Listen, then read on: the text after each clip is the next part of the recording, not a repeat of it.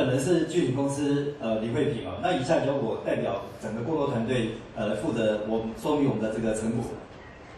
那我们的工作成果呢是依序分为5部分来加以说明那首先呢，台南大湖呢，它是在曾文溪的中游左岸那基本上是在台南市上化区的北端，那计划范围是将近有1200公顷那从过去这100年来，这个曾文溪河道的变迁来看的话呢，台南大湖的序位呢，它是一个河道摆荡所形成的一个冲积平原那它现况呢是一个旱作的一个农耕形态那曾文溪流域呢，在这个莫拉克台风之后呢，它面临2个大的问题一个是因为整个崩塌地急剧增加之后，造成水库严重淤积，造成这个用水缺口的扩大那第2个问题呢是受到这个大型洪灾的影响呢，台南大湖的序位呢，往往是一个巨型的一个淹水区位那所以呢，我们这个计划呢，基本上是有参考国外的一些治理的方案的一些策略那其中日本立根川呢，它是透过一个洪灾土地的管理去划设调节池，就是滞洪池那它基本上是设置一个它基本上是设置3座调节池呢进行调洪那其中呢，它把一部分的这个空间呢作为一个古中湖面积大概有4点多平方公里那这古中湖呢，它平常可以蓄水，换句话说，它利用一个洪泛地区的一个边际空间的土地呢，来利用作为一个洪灾的滞洪，也作为一个水资源供应的蓄水设施那根据这个观念的话呢，在曾文溪流域整体治理纲要计划里面呢，我们就会思考台南大湖在这里面可以扮演什么角色那所以我们也是 follow 刚刚讲到这些国外的一些经验我们认为说台南大湖在曾文溪流域整体里面呢，可以扮演一部分是面对这个水土洪灾灾害里面呢，透过土地管理的方式呢，可以提供滞洪空间。另外一方面呢，可以透过台南大湖局部的这个空间的利用呢，增加所谓的多元化水资源的设施那大家一定会说，那蓄水跟滞洪会不会互相冲突依我们的研究，假如人工湖设置大概用地是160公顷它占整个台南大湖的1200公顷里面大概13%的一个用地那换句话说，我们仍然可以保障台南大湖具有6000万以上的这个滞洪空间它可以协助曾文溪超过100年以上重建其洪水的一个滞洪的这个需求那另外一方面来看的话，就是目前镇南污条例在执行那主要是透过集水区保育治理跟设施的更新，还有淤积的处理呢，来维持库容那如果说我们利用这个下游这个曾文溪这个广大空间的这个剩余土地来做一些人工蓄水湖的话呢，它事实上隐含的就是有这个蓄水设施容量的延伸的这个意义在这里面。那所以呢，我们是希望说，透过人工湖蓄水湖的检讨呢，来进一步可以稳定整个南部的一个供水但是要设置一个人工湖呢，各位一定知道说，台湾经过20-30年的奋斗目前水利署目前成功的就是一个终端调节池在施工中那过去像吉阳人工湖经过这么长岁月的一个努力目前整个社会的接受度还是有些疑虑那最大的疑虑在于说，人工湖的开发事实上是一个平地型的一个水库它必须面临一个很大的土方工程的问题，就是说很多土方要外运。第一个问题是说，因为它设置在一个平原地区，它跟我们这个平原地区的地下水位之间的这个交换的问题呢，是不是可以获得控制跟厘清那所以呢，我们必须第一个要了解台南大湖它的一个区位特性。所以我们在计划过程中呢，我们去钻探10口，那每口深度是25公尺，那也画出这个地层的这个架构图那基本上这个区位呢，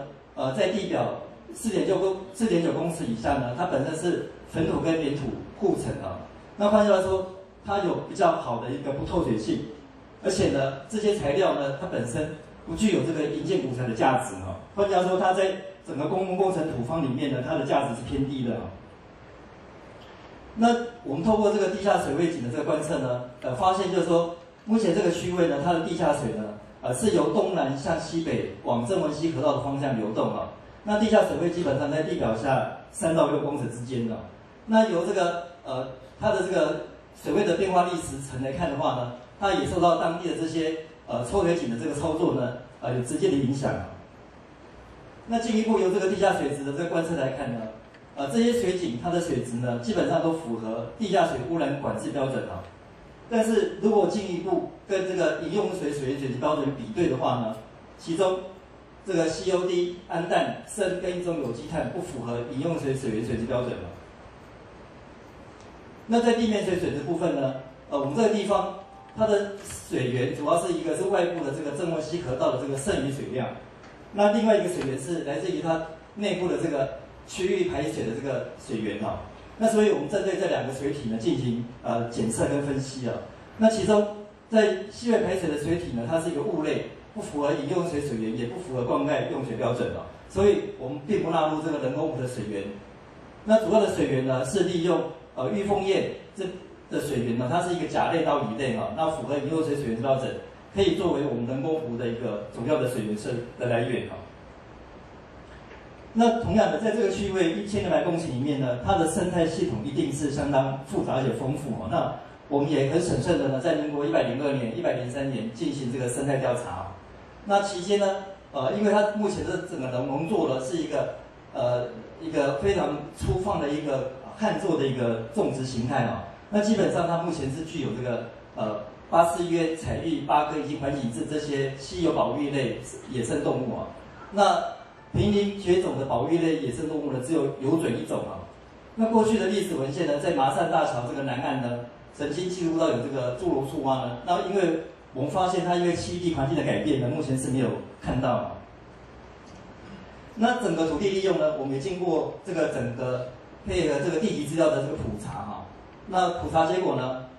目前整个区位呢1200公顷里面呢，甘蔗是主要的一个作物啊，大概有350公顷。那其他的则是水稻、西瓜、柚子、玉米等等的，那其中包含有这个休耕跟荒地，也有达到300公顷。那我们也进一步针对目前这个农业区的土壤呢进行采样啊，总共这个采样的点数是14点啊。那经过土壤的这个检测分析呢，这个区位呢它的这个有机值是偏低啊，那酸碱度呢是偏碱的，那整个重金属的含量呢是没有超标的一个情况。那换句话说，这个地方的土地呢，它的肥力呢是呈现个别体的个别地块的变异是非常大的。那它整个未来如果说土壤要进行改良的话呢，每公顷大概需要16万元。那对于人工湖画设的位置呢，因为在1200公顷里面要找到160公顷适当的土地呢，这要相当谨慎的，因为涉及到很多相关权益人的这个问题。很多人会说，为什么要选我家？为什么不选他家？这个很多争议的问题在里面会衍生出来啊。那所以呢，这个水利署目前做事情都非常谨慎的，我们就做这个土地意愿的这个普查啊。那普查结果呢，我们的人工湖区需要160公顷，可是呢，我们的普查范围是到350公顷，我们用2倍的面积来做调查啊。但是很不幸的哈，调查结果呢，同意征收的还是偏低啊，28%。那不过这里面有一些，因为它是本身是台航跟这个局部公有地还有未登陆地的空间的，所以事实上它还是有机会去做一个协调获得共识啊。那经过我们的这些前述的这些特性分析之后呢，我们就针对这个1200公顷的这个用地呢，我们做一个土地使用的一个分区的计划啊。那主要是分成3块。第一块呢，是因为它这个地方底下是区域的一个排水的一个整治范围嘛，这个叫溪尾排水治理区，这一块是叫地方政府去推动的，我们就不碰。那另外2块呢，一个叫做人工湖的蓄水区，另外的地方呢是保留它原有的这个农业形态哈。那在人工湖的这个蓄水里面呢，它主要的供水方案呢，它是要解决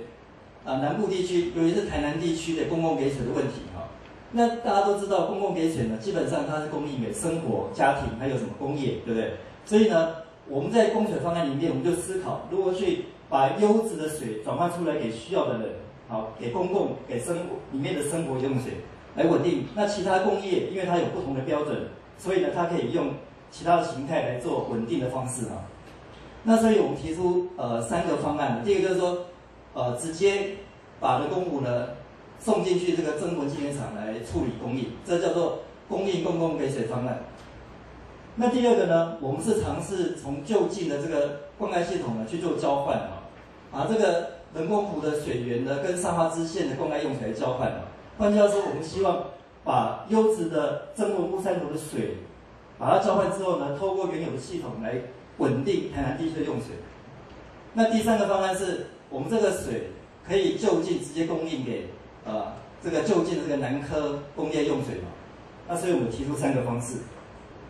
那其中在人工湖交换灌溉用水方式呢，刚刚提到我们主要是考虑它的一个灌区的这个系统的用水规模是不是可以搭配那这里面刚好就是整个上花支线它的一个用水量呢是符合这个条件所以我们是以上花支线为我们这个交换的对象。那同时呢，我们的整个水源交换机制呢，必须要透过系统化的这个程式模拟呢，来了解它的一个交换的效应那基本上呢，我们是把台南大湖的这个人工湖呢，视为这个乌山头水库的一个库容的延伸那上花支线的灌溉用水呢，优先由台南大湖供应，但是这里面公共给水它是全年供水，但是上花支线呢，则必须依照各巡次的灌溉用水而有不同那由于上花支线它本身是很复杂，它有1期作、2期作，有什么里作、杂作、甘蔗一大堆作业的这种需求但是民国102年之后呢，上花支线它调整它的杂作跟甘蔗的这个灌溉计划水量呢，每年减少1000万立方公尺那由于这个减少的这个计划用水量呢，使得我们人工湖交换之后的效益呢降低那如果说人工湖要透过公共给水方案的话呢，必须要去允取这个曾文溪适合的这个水体就是说在玉峰堰这个地方当做个控制点那这控制点到我们这个人工湖的话呢，必须要经过一个14公里的个引水路换句话说是引水路的工程，投资相当大那接下来要通过一个输水工程呢，把水送回到这个曾文纪念场来处理跟做这个所谓的分配那如果说把人工湖当作工业用水的话呢，因为工业用水标的它可以依它的用途再做精致所以根据这个原则，我们了解就是说，在铁路桥这附近的水体呢，事实上它还是符合工业用水的水源那它也可以缩短我们这个引水路跟送水路的工程。那总括来讲呢，交换灌溉给水呢，因为水利会它质疑是说，面对这个嘉南水利会这个广大的农林假如人工湖跟曾文乌山头的水源不同、水质不同，造成的缺水风险不同，这么多因素之下，如何维持农民的这个公平性他觉得很困难，所以他没有意愿。那公共给水呢，基本上是没问题的，但是它涉及到一个就是说，假如我把玉峰堰继续当做一个公共给水的一个取水点，那必须要付出一些土地管理的代价，就是说要透过什么土地管制的方式呢，维持水体的这个水质那此外呢，公共给水的工业给水呢，事实上它是最符合一个水源分级利用，还有可以实现这个社会公平正义的这个问题那其他的附带价值就是说，它可以透过目前这个所谓的使用者付费的方式呢，维持一个公平的原则那这个我们待会会继续谈财务的这个效益。那此外呢，因为我必须要去友善整个周边的这些既有的这些农业用地使用户的这个权益那所以呢，我们也提出一个构想，就是我们可以利用这个取水设施呢，当你这个水库人工湖如果蓄满状态的时候呢，我们可以利用增量取水的方式呢，来供应就近的这些农业系统它的一个大概是2期作的这个灌溉需求但是因为这些周边的这些灌溉系统呢，必须要由地方政府呢来协助，才能够落实它的一个基础设施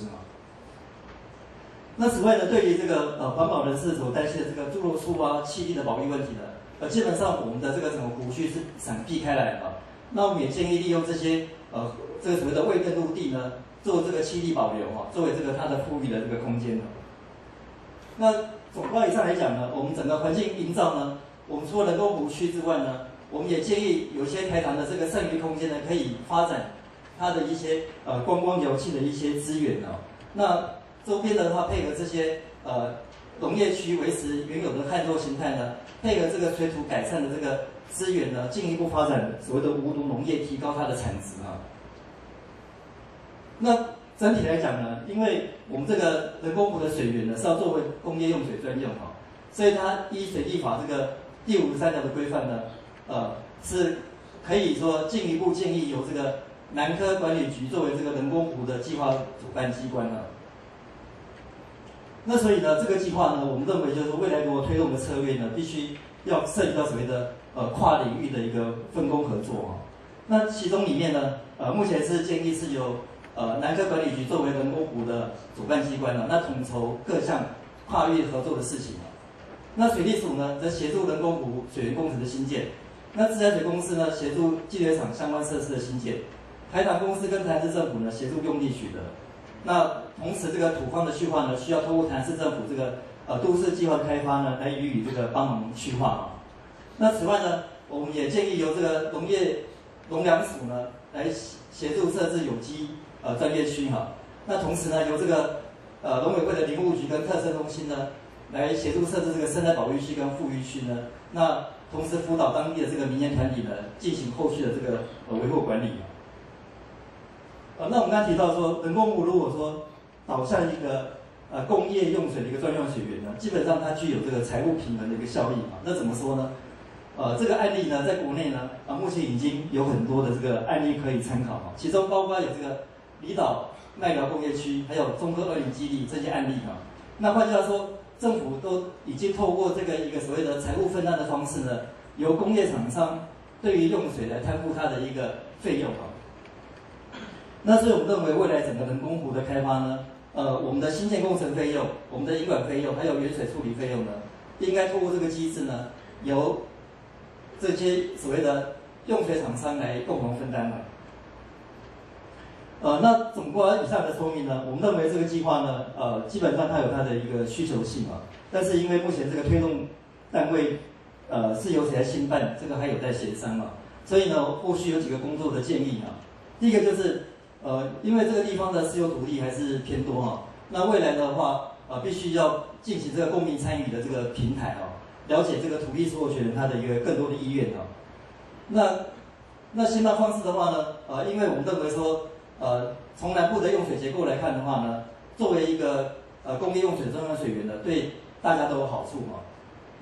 但是因为目前这个整个工程规划看起来它的费用是超过39块钱了，但是问题在于说，我们是用一个最传统的节水墙的方式来设计啊。但是节水墙的设计呢，在这个地方到底需不需要，或者是它对于工业用水标的需不需要用这么高规格的方式来设计，这个是还有讨论的空间啊。那我们曾经算过，如果把节水墙的工程拿掉的话呢，整个成本可以降到大概25块钱以下啊。